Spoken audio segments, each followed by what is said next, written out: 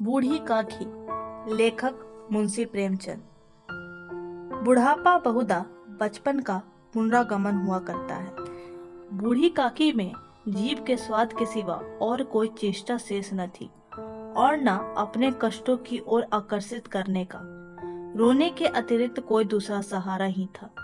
समस्त इंद्रियां, नेत्र, हाथ और पैर जवाब दे चुके थे। पृथ्वी पर पड़ी रहती और जब घर वाले कोई बात उनकी इच्छा के प्रतिकूल करते, भोजन का समय टल जाता या उसका परिणाम पूर्ण न होता, अथवा बाजार से कोई वस्तु आती और उन्हें न मिलती तो वे रोने लगती थी। उनका रोना सिसकना साधारण रोना न था, वे गला फाड़ फाड़ कर रोती थी। उनके पतिदेव को सिधारे हुए कालांतर हो गया था। बेटे तरुण हो कर चल बसे थे। अब एक भतीजे के सिवाय और कोई न था। उसी भतीजे के नाम उन्होंने अपनी सारी संपत्ति लिख दी थी। भतीजे ने सारी संपत्ति लिखवाते समय खूब लंबे चौड़े वादे किए, किंतु वे सब वादे केवल खुली डिपो के दलालों के दिखाए हुए जब सब्ज बाग थे। यद्यपि उस संपत्ति की वार्षिक आय 150 रुपए से कम न थी, तथापि बूढ़ी काकी को पेट भर भोजन भी कठिनाई से मिलता था। इसमें भतीजे पंडित बुद्धिराम का अपराध था अथवा उनकी अर्धांगिनी श्रीमती रूपा। इसका निर्णय करना सहज नहीं। बुद्धिराम स्वभाव से सज्जन थे, किंतु उसी समय तक जब तक कि उनके बटुए पर आँच न आए। रूपा स्वभाव से तीव्र थी, किंतु ईश्वर से डरती थी, अतः बूढ़ी काकी को उसकी तीव्रता उतनी न खलती थी जितनी बुद्धिराम की भलमान साहत। बुद्धिराम को कभी कभी अपने अत्याचार पर खेद होता था।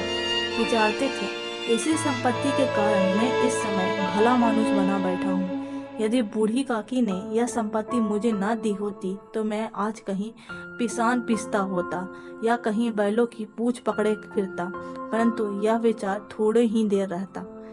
इसी प्रकार रूपा को भी कभी कभी इस बात का शौक होता था कि इस बुढ़िया के कारण ही आज हमारे द्वार पर हाथी झूम रहा है, मूछों पर ताव देने का अवसर मिला है। तथापि वह अपने मन की ही यह ग्लानि काकी पर डांट डपट करके ही निकालती थी। बुद्धिराम के द्वार पर शहनाई बज रही थी और गांव के बच्चों का झुंड विस्मयपूर्ण नेत्रों से गाने का रसवास्वानंद कर रहा था। आज बुद्धिराम के बड़े लड़के मुखराम का तिलक आया था। यह उसी का उत्सव है। घर के भीतर स्त्रियां गाना गा रही थी और रूपा मेहमानों के लिए भोजन के प्रबंध में व्यस्त थी। भट्टियों पर कड़ाह चढ़े थे, एक में पूड़ियाँ कचौड़ियाँ तैर रही थी और एक बड़े पीतले में मसालेदार तरकारी पक रही थी।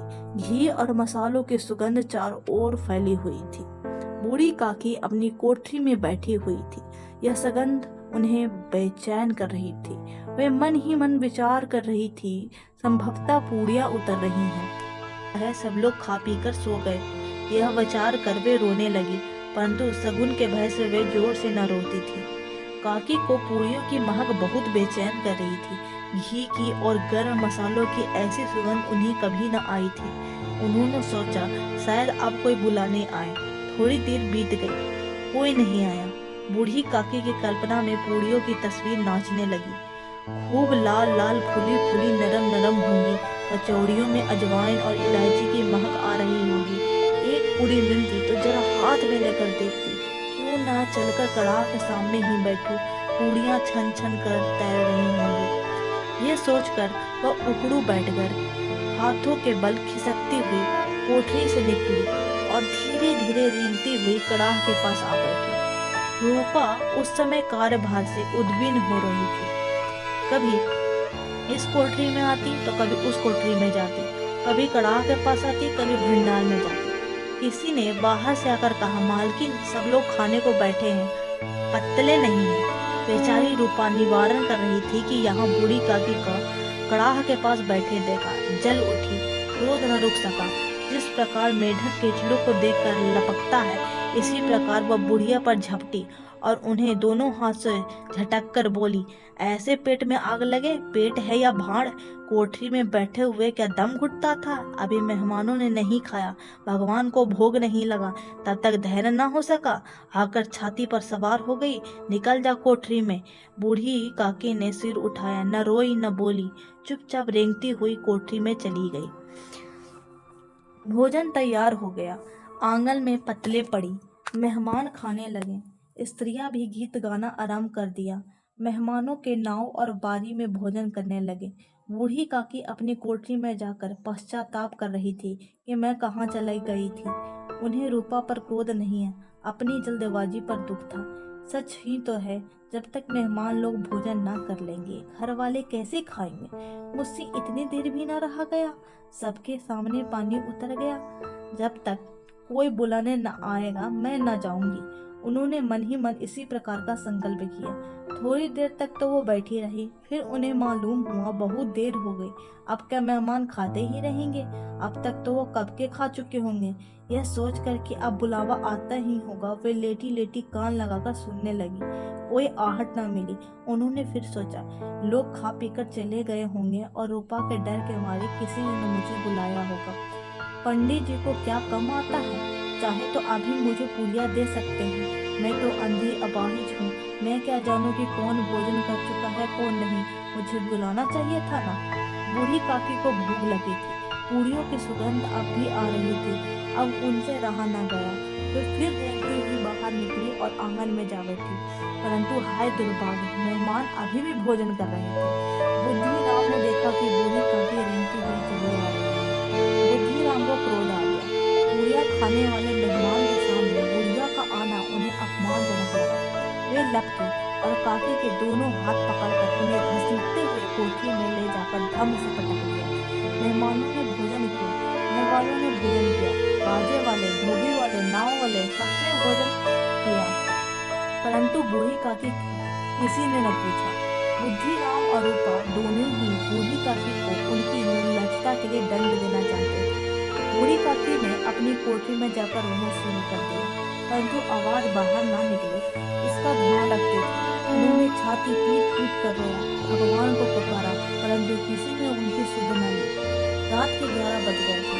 रूपा आंगन में पड़ी सो रही थी। लाडली बुद्धिराम की बेटी की आंखों में नींद न थी। काकी का उसे प्यार था। उसने अपने हिस्से की पुड़िया काकी के लिए छिपा कर रख ली थी। अब वह उन्हीं पुड़ियों को काकी के पास ले जाना चाहती थी। उसने देखा माँ सो रही है। वो उठी और धीरे से काकी को कोठरी की ओर चली। काकी सो रही थी या जाग रही थी यह कहना कठिन है। लाडली ने पुकारा, काकी उठो, मैं पुड़िया लाई हूँ। काकी ने लाडली की बोली पहचानी, वही उनकी लाडली है। उन्होंने चटपट उठकर लाडली को टटोला और उससे प्यार किया। लाडली ने पुड़िया उनके सामने रख दी। काकी ने पूछा, क्या तेरी अम्मा ने दी है? लाडली ने कहा, नहीं, यह मेरे हिस्से की है। काकी पुड़ियों पर टूट पड़ी। 5 मिनट में पिटारी खाली हो गई। लाडली ने पूछा, काकी पेट भर गया? काकी ने कहा, नहीं बेटी, अभी नहीं भरा, जाकर अपनी माँ से और मांग ला। लाडली ने कहा, अम्मा सो रही है, जगाऊंगी तो मारेगी। काकी ने पिटारी को फिर टटोला, उसमें कुछ खुरचन गिरी थी, उसे निकाल कर वे खा गई। बार बार होठों को चाटती, हृदय महसूस रहा था, संतोष न हुआ था, इच्छा प्रबल हो गई। काकी ने कहा, मेरा हाथ पकड़कर वहां ले चल जहां मेहमानों ने बैठकर खाना खाया है। लाडली उनका अभिप्राय न समझ सकी। उसके काकी का हाथ पकड़ा और ले जाकर झूठी पत्तलों के बीच बैठा दिया। बूढ़ी काकी ने पत्तलों से पूरियों के टुकड़े चुन चुन कर खाना शुरू किया। ओह, दही कितना स्वादिष्ट था, कचौड़ियाँ कितनी सलोनी खस्ता थी। काकी बुद्धिहीन होते हुए भी इतना जानती थी कि मैं वह काम कर रही हूँ जो मुझे कदापि नहीं करना चाहिए। मैं दूसरों की झूठी पत्तल चाट रही हूँ, परंतु बुढ़ापा तृष्णा का रोग है और जब यह रोग लग जाता है तो मनुष्य की सुध बुध कर लेता है। ठीक उसी समय रूपा की आँख खुली। उसे लाडली अपने पास न मिली। वह चौंकी। उधर पत्तलों के पास कुछ खटपट हुई। रूपा ने उधर देखा।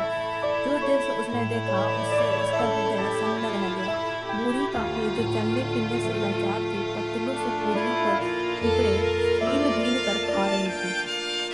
रूपा का हृदय कांप उठा। यह वह बुढ़िया है जिसने अपनी सारी जायदाद हमारे नाम लिखी और आज पेट की आग बुझाने के लिए वो दूसरों की जुत्ती पर चौट रही है। रूपा को अपने आप पर घृणा होने लगी। हे भगवान, मुझसे कितना बड़ा पाप हो गया। आज मेरे बेटे का तिलक है, सैकड़ों मेहमान ने भोजन किया और मैं इस बेचारी अनाथ बुढ़िया को 4 पूरियां न दे सकी। रूपा का क्रोध से कृपणता सब ग्लानि में डूब गए।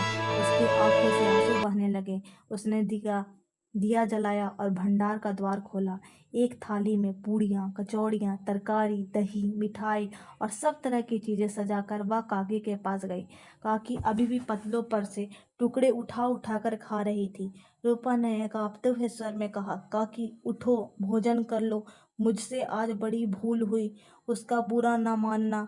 परमात्मा से प्रार्थना कर दो कि वे मेरा अपराध क्षमा कर दे। भोले भोले बच्चों की भांति जो मिठाइयाँ पाकर मार और तिरस्कार सब भूल जाते हैं, बूढ़ी काकी वैसे ही सब भुलाकर बैठी खाना खा रही थी। उनके एक एक रोए से दुआएं निकल रही थी और रूपा बैठी उनका यह स्वर्गीय दृश्य देख रही थी। कहानी समाप्त।